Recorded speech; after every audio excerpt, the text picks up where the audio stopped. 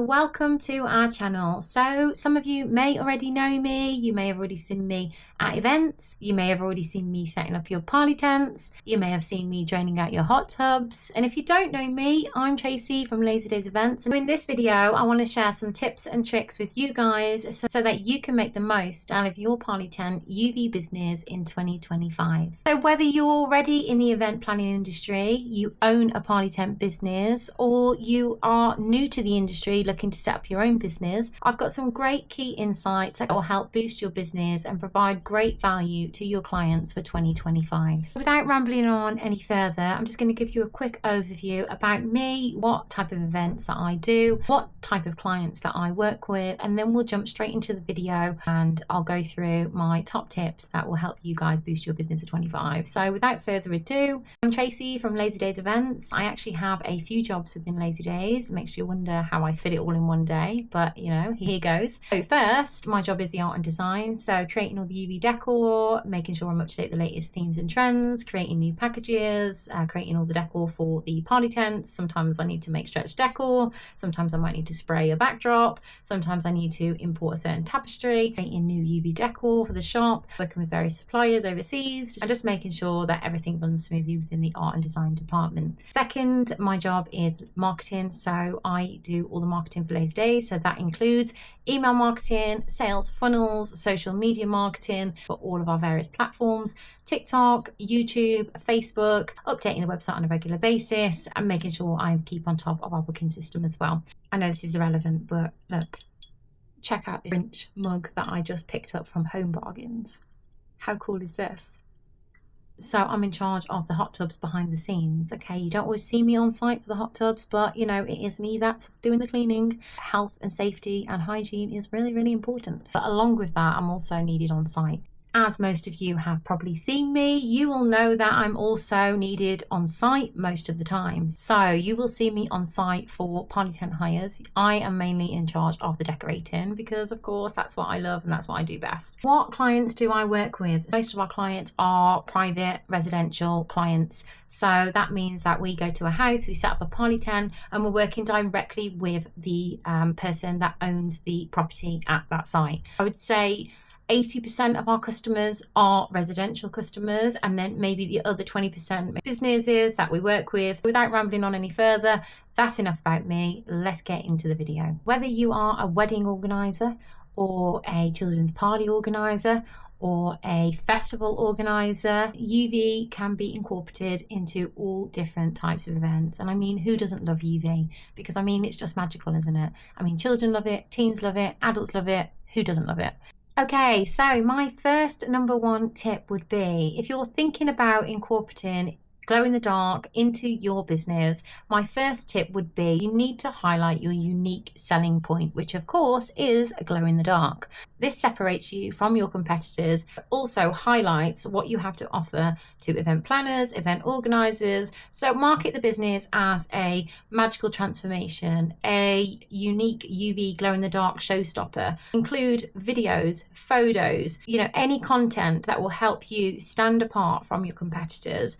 You know, don't just post any photos. Go into Canva, it's a free software, you know, edit your photos to make sure they are the best that they could be. Photos and videos do mean everything online, and as a customer isn't able to physically see your product, they're relying on your photos in order for them to be able to visualize what they're going to expect for their next event. You can highlight how the glow in the dark event can enhance your party and completely transform the event that you're trying to create. Highlight how when the sun sets, party comes alive. You can highlight how the tent looks like this by day, or the venue room looks like this by day, but at night, that's when it really comes alive and it looks like this at night. That really grabs the attention of your audience that are looking to hire you for your next event. So my tip number 2, you know who your target audience is. I think a lot of people just take this lightly and don't spend enough time thinking about who their audience is. Targeting the right audience. This is so important, and I think this is where many companies fail, targeting the wrong type of people that are interested in what they have to offer. So I think it's really important to go and do your market research. What type of people would want to hire you? What type of people would like to have a glow in the dark party? What age category are you targeting? So for example, we here at Lazy Days, so a part of our business is party tent hire. Now, if I'm looking at marketing a party tent hire business, I'm going to look at what age category I would be marketing my business to. So would I be marketing to 0 to 5-year-olds? No, most probably not. Would I be marketing to 5 to 10-year-olds? You know, there could be a few that want a party tent at that age, but technically no, I'm not going to be marketing to that age category. So even right up to age 13, I don't think I would be marketing the business up to an age 13. Our tents are mostly for the teens and the adults. So the age category that I'd be targeting would probably be anything from 13 up to late 40s. I mean, I know there is some 50-year-olds out there, you know, that like to party still, but I think overall, in general, I'd be looking at that age bracket to target our business to, specifically for the party tents. However, the hot tubs, that would be different. So just looking at the party tents, so I'd be targeting that age group. Now, what type of people would I be focusing on? I would look at our previous hires, and most of them are birthdays or special events. So most people aren't really going to hire one just for a gathering. I mean, we have had a few, but there isn't many that just hire our tents for just a general gathering. Most people want it for a special event. So we will be looking at what events do people want it for. So how many tents have we done already for our weddings? How many tents have we done already for our corporate events? And I take a look at that and try and analyze that data, and helps me work out who I'm targeting our ads towards. The people that could book your service range from parents with teens, wedding organisers, festival planners, youth event planners. You know, there's many different things that you can think about and what type of audience you are targeting when you're looking at your marketing strategy. So I'd be doing our marketing strategy towards people that have the special events, such as their birthdays. So most of our customers are birthday parties. So we tend to have 13th birthdays, 18th birthdays, 21st birthdays, 30th birthdays. That is the type of audience that I'm looking at. So when I'm looking at creating my ads, I'm going to think, well, what type of people are going to want to book for somebody that has a special event? I'll be looking at parents with teens that want to do something special for their teen. We're looking at event organisers that maybe have a youth festival. We did one for the council recently this year, and they had a youth festival, and I targeted event planners that were looking at creating events for youths. Really think about your audience, think about the data that you've already got that you can work with, the age of your typical client, what they would be looking for, what type of event you think that would be looking for. Try and really analyze what data you have and really think about the type of people that you are looking to target for them to book your service. So my tip number 3 is offer add-ons for extra value for your clients. If you're really wanting to level up your offerings, you can provide add-ons as well. Add-ons is another one that I really recommend doing, whether that's adding on a hot tub for their party tent, or an LED furniture package, or maybe they want a specific cocktail bar, some UV hats or glow sticks, or whatever it might be. Offering these add-ons to your customers can really upsell what you're offering and really bring in an extra profit to your business. It's also a unique way to make your client feel like they're getting something extra special. So my tip number 4 is weather UV protection, if you're in a different state, of course, not the UK, because I mean, when do we ever get sun in the UK? And of course, durability and wind is something that you really need to think about if you are running a UV party tent business, or you're working outdoors for events. If you're in the UK like me, something to consider when you're hiring party tents or UV party tents out is, of course, the weather. You do need to consider, are you going to be able to hire that tent out if it is bad weather? Is any customer going to want to be in the tent when it's freezing cold? Most probably not.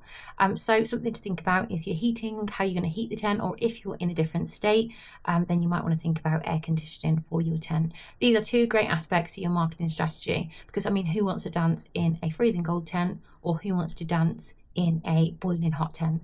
No customers are going to want either. So I recommend using that to your advantage. So is your tent heated in winter? You know, all tents are heated. You'll be lovely and toasty, you know, come rain or shine. That's another extra marketing strategy that you can use to your benefit. So no matter how you anchor the tent, no tent should go out in high winds. You can get a wind measuring device to check the wind speed if you are unsure whether your tent should go out.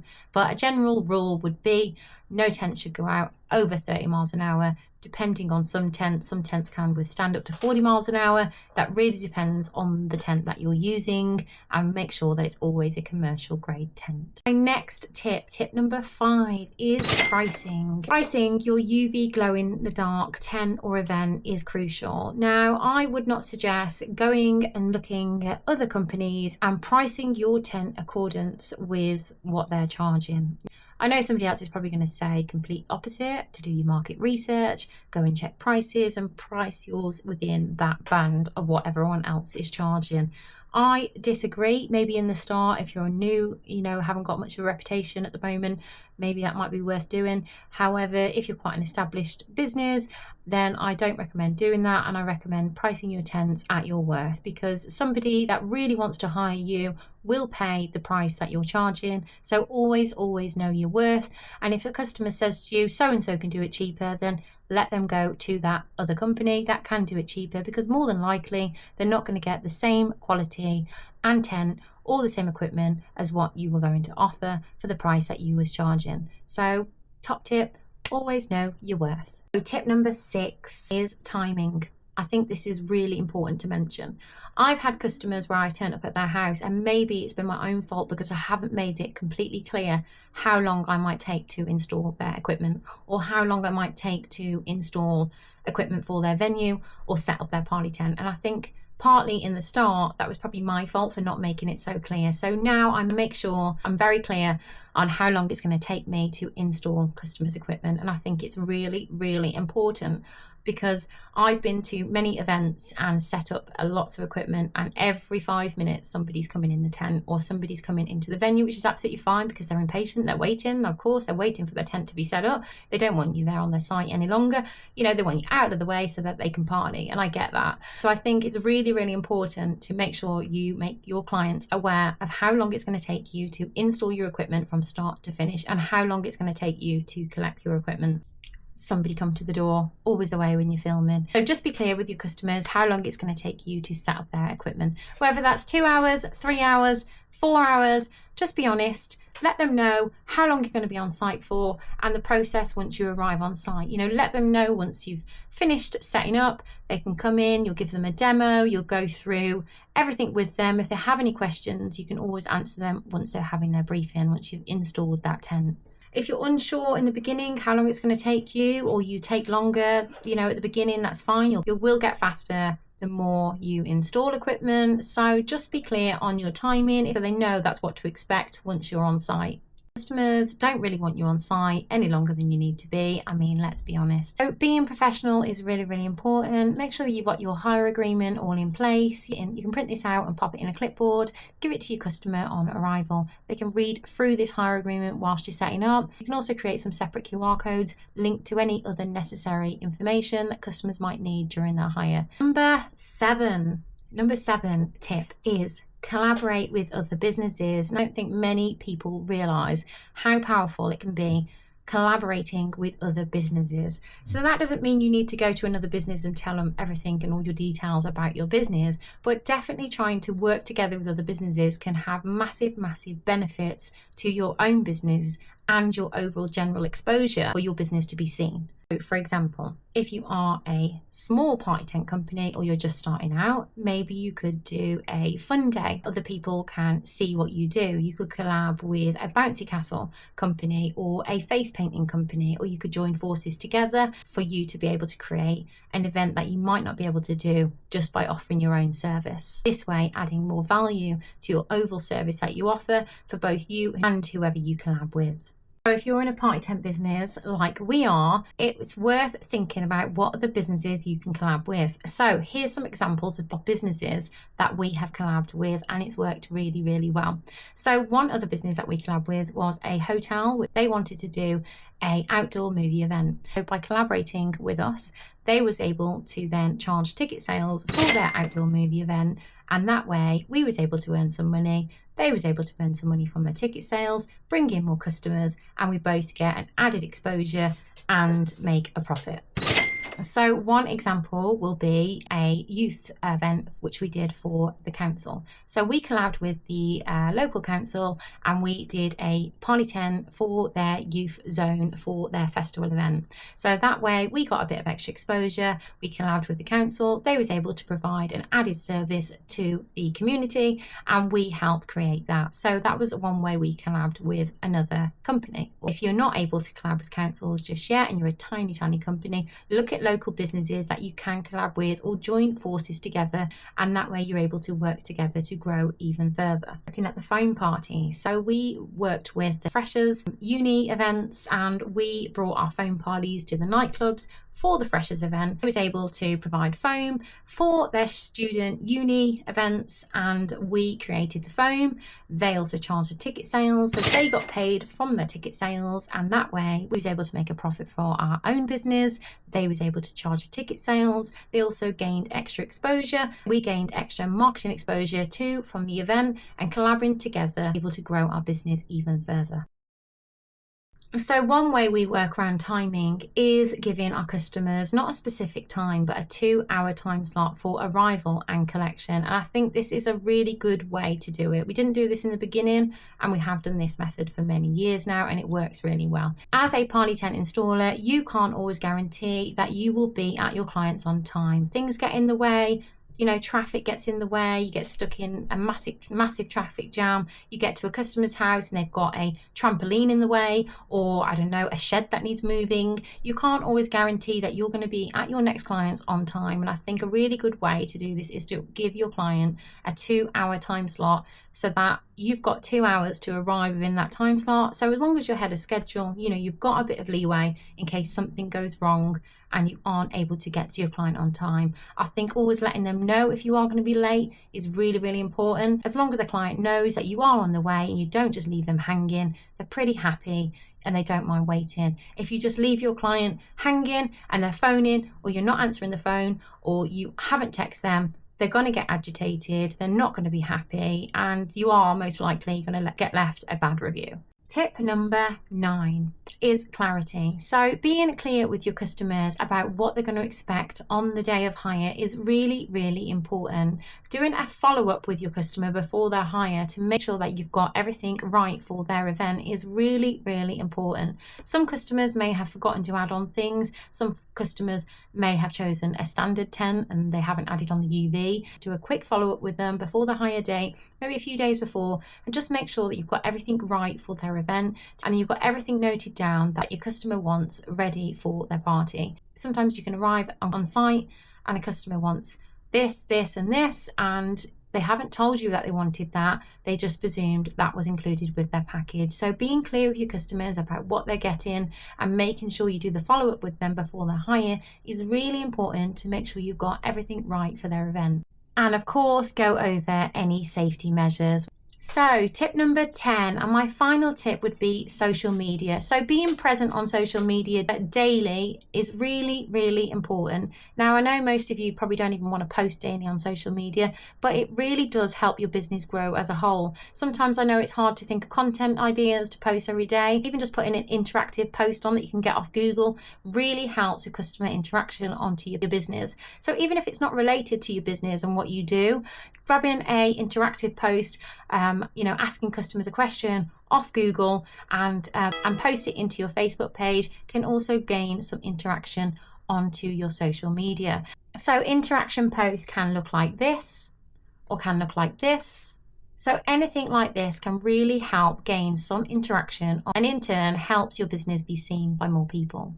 So I think it's really important so that customers know that you're consistent, they know that you're available to message back if they contact you. And I think just being present and making sure that you are consistent with social media and your content, and I think that really helps you grow as a whole. The saying I heard somewhere was, if you don't create content, you'll get left behind. And I'd absolutely agree with that statement for 2024. So I hope these tips and tricks will help with your own business a little in 2025. A little bit of an insight to my own experience with things. Adding some of these elements to your own business can really help you shine in a competitive market.